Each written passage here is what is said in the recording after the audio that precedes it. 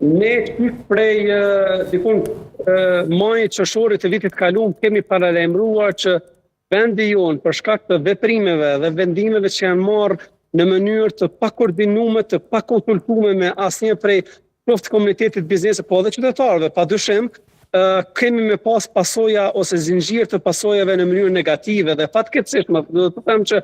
gjitha ato paralajmërime që ne kemi bën sot i ke të evidentuar edhe në raportet të ndryshme. Pra nëse i sheh raportet e doganës të Kosovës ke rritjet e importeve, nëse i sheh raportet e Agjencisë të Statistikave të Kosovës ki vazhdimisht rritjet e çmimeve, ki vazhdimisht rritjes së kostos së prodhimit, ki vazhdimisht ulje të prodhimit vendor dhe normalisht kjo ndikon edhe në rritjen pastaj të importeve. Pra ne duhet përfundimisht institucionet tona në momentin sa më të hershëm që të formohen, duhet të ulen në tryezë të përbashkët me gjithë palët e interesit në këtë rast dhe të diskutohet për gjetjen e zgjidhjeve të shpejta për të dalë nga kjo situatë, sepse gjendja po shkon duke bërë edhe më vështirë si për ekonominë, po ashtu edhe për vetë qytetarët.